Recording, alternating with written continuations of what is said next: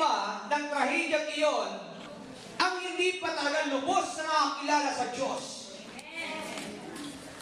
Bakit sila ay hindi nakakilala sa Diyos? Ano ang kulang? Minsahero. Bakit kulang ang minsahero? Dahil walang gustong magpagamit sa Diyos.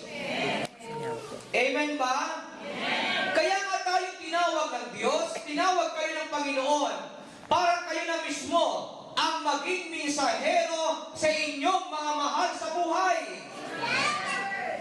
Kung ano marinig nyo dito, ipaabot nyo sa inyong mga mahal sa buhay. Amen ba? Mayroon kayong mga cellphone, mayroon kayong Facebook, mayroon kayong computer. Gaano ba minsan pag ikaw ay walang ginagawa, kausapin sila, basahan sila ng Biblia, at ituro sa kanila kung paano mahalin ang ating Panginoon. At kapag ito ay ginawa natin, magdadagdag na magdadagdag ang maraming tao na sasamba sa pangalan ni Yahweh El Shaddai. Amen ba? Amen. Tayo ang magpagamit sa Diyos sa magitan po ng pagpapahayag ng salita ng Panginoon para sa ating mga mahal sa buhay. Amen. Ang tanong ko po sa inyo, mahal niyo ba ang inyong ang inyong pamilya? Amen. Kasi pag mga pamilya, marami yun. Mahal niyo ba ang pamilya niyo? Amen. Sino nagkasabing mahal niya ang kanyang pamilya? So, simulan nyo na. Kung ang asawa nyo sa Pilipinas, lasinggero, simulan mo lang kausapin. Siyempre, ang unang sagot niyan, piluso mo. Pero ikaw, huwag kang susuko.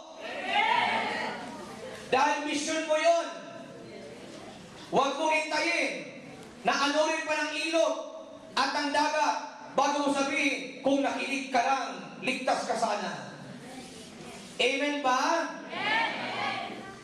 Mission po natin sila. Bakit? Ito po ay prophecy ng Bible na ipangangaral ang salita ng Diyos sa buong daigdig bago darating ang wakas. Amen. Sige po, palakpakan ng malakas ang Panginoon.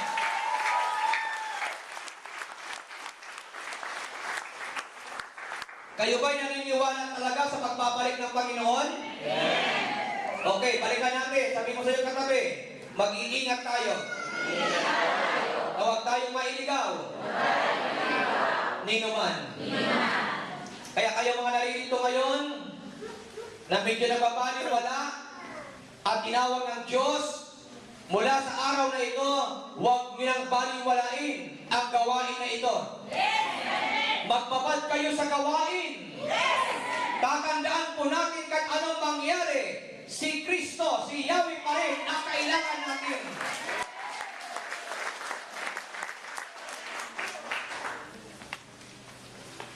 Pangalawa, sabi ng Biblia, sa talatang 5 ng ating binasa kanina, magkakaroon po ng tinatawag na false Christ. Isa po sa palatandaan, pag sinabing false Christ, yan yung mga anti-Christ. Yan yung mga taong kinukuha yung lugar ni Jesus. Kiniklaim nila na sila ang Misayas. Ang sabi nga ng talatang 5, sapagkat maraming paririto sa aking pangalan at magsasabi, ako ang Misayas, at marami silang maililigaw. Kaya po pagdating sa talatang 23, kung may magsabi sa inyo, narito ang Misayas, o nariyan siya, huwag kayong maniniwala. Amen po ba? Amen. Dahil si Jesus ay wala sa silid, wala sa kwarto, wala pa ngayon. Kaya sabi ng Bible, sa talatang 26, kaya't kung sabihin nila sa inyo, naroon siya sa ilang, huwag kayong paroroon. Kung sabihin nila, naroon siya sa silid, huwag kayong maniniwala. Narinig niyo po ba? Kung gusto niyo ng himala, hindi niyo na kailangan pumunta pa ng ilang para hanapin ang himala doon. Ang sabi ng Bible, the presence of God is always present everywhere. Anong ibig sabihin nito? Kung gusto niyo ng himala, dito mismo, sambahin niyo si Yahweh Shaddai at ang himala ay darating sa iyo.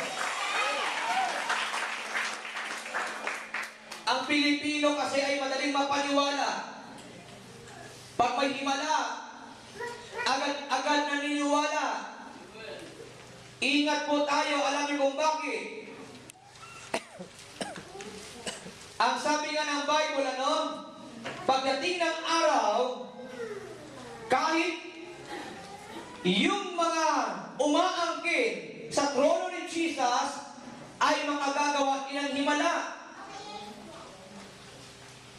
Nandiyan pa ba kayo? Kaya hindi tayo dapat agad-agad naniniwala kung may magsabi sa iyo, andun sa sailang. Katulad nga sa Pilipinas, I think Batangas ata ito, na yung dahon ng niyog nagkorting tao lang, ang dami nang pumunta kasi may himala sa dahon ng niyog. Sa La Union, sa Agoo, mayroong tinatawag na dancing sun. Maraming pumunta, tumingala daw sa araw kasi naghihimala daw. So dinayo ng maraming tao, tumingin sa araw, maghapon, pagdating ng hapon, bulag.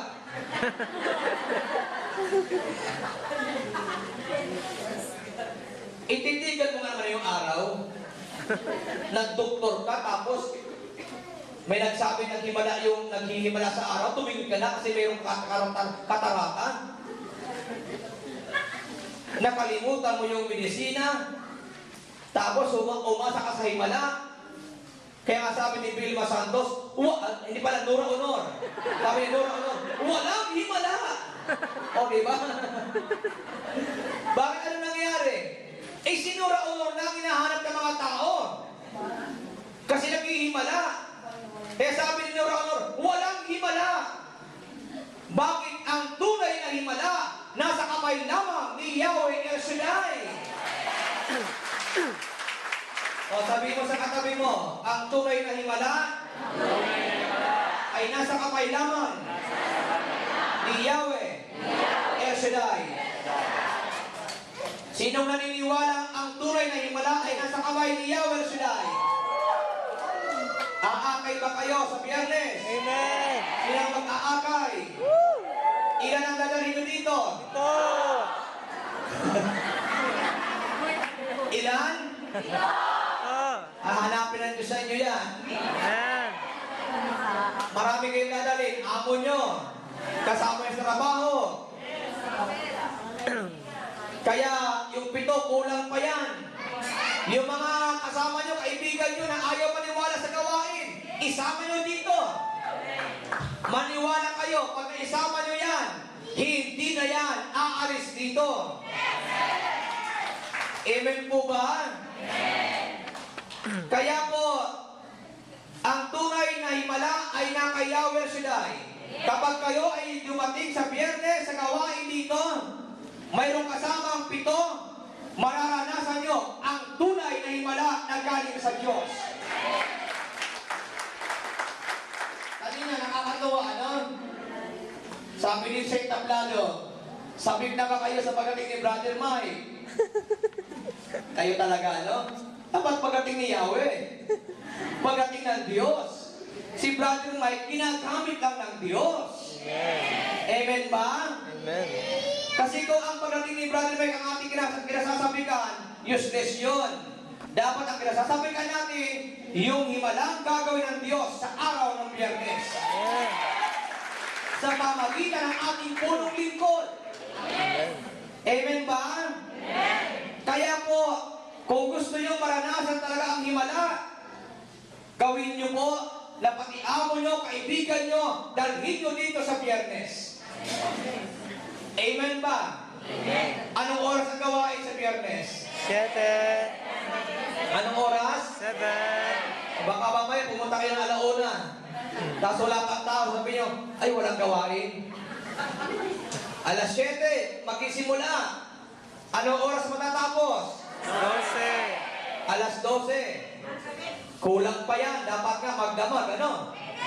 Sa Pinas, magdamag. Ilang akay ang dadalhin nyo? Ito. At least, natupad na doon sa announcement, pito-pito. Ito. Pito. Pitong prayer request, pitong sandwiches, pitong akay. Amen ba? At isang tubig. Isang flag. Kaya ubusin, dalhin po lahat yun. Kasi walang tubig ipamimigay dito. Pinadala na sa Tacloban.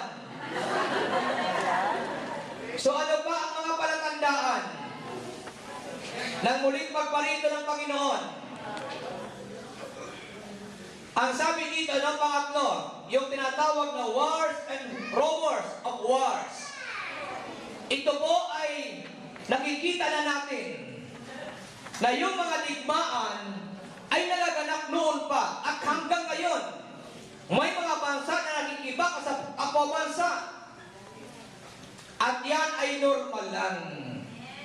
Yan ay magaganap. Ang sabi ng Biblia, huwag kayong mapagabat.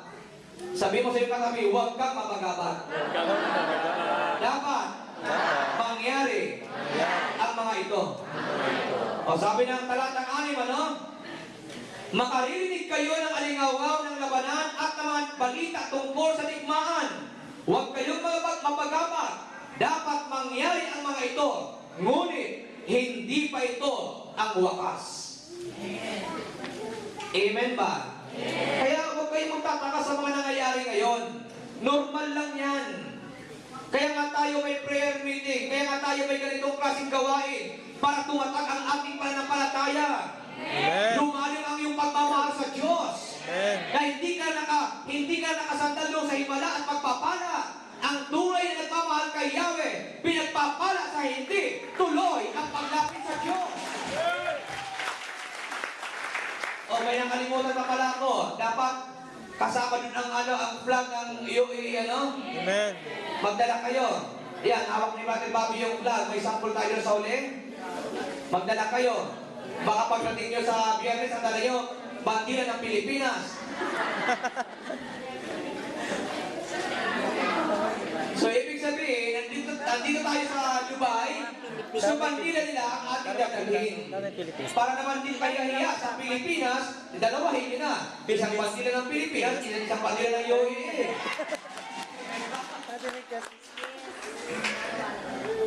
So, huwag kayong magtataka sa mga nangyayari ngayon. Normal lang po yan. And then, isa po sa palatandaan na muling pagparito ng Panginoon ay yung tinatawag na famine. Kahirapan, kagutuman. Alam niyo po, totoo lang, sabi nga ng 2 Timothy chapter 3 verse 1, tandaan mo ito, mababatbat ng kahirapan ang mga huling araw. Pero huwag kayong matatakot, huwag kayong mag-alala. Ang anak ng Diyos, kahit sa ilang bumababa ang biyaya at pagkain galing sa langit. Amen ba? Nung maglakbay ang mga Israelita, nasa ilang sila, pero ang supply ng Diyos ay hindi nagkulang.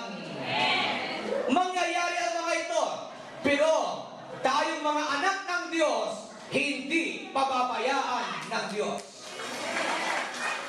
Kaya sabihin mo sa iyong katabi, tayo ay anak ng Diyos. Hindi tayo pababayaan ng Diyos. Naniniwala kayo? Kaya manatili kayo dito. Kahit anong mangyari, huwag kayong lalayo kay Yahweh. Pag kayo'y lumayo kay Yahweh, lalo walang mangyayari. Pero pag kayo natili kay Yahweh na Shaddai, kahit walang kayong trabaho, bibigyan kayo ng trabaho ng Diyos. Walang imposible sa Diyos. Walang mahirap sa Diyos. Amen po. At hindi lamang yon, magkakaroon ng earthquake. Sabi dito, sa Bible na binasa natin, lilindol sa iba't ibang dako. At yan ay nangyayari na, nagaganap na. Pero hindi pa yan ang end of the world. End of the month pa lang yan. Minus din yung ano, dating lugar. Bakit? Sa isang linggo, end of the month, di ba? Ano may gawain pa? Kaya dumalo kayo. Kasi yun ang nakakatakot, end of the month. Anong oras? Dumalo kayo para yung himala at kababalaghan na hinihintay nyo ay matanggap nyo sa Biyernes. Amen.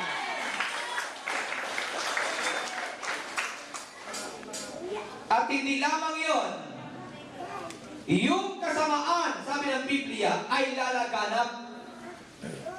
Ang sabi ng aklat ng Daniel chapter 12 verse 10, magpapakabuti ang marami at maglilinis ng kanilang sarili, ngunit magpapakasama pa ang masama. Ito po ay prophecy po ni Daniel na pagdating ng araw, yung mabubuti ay lalong magpapakabuti. So, balit ang masama ay lalong magpapakasama. Kaya huwag na kayong makirakay sa masasama.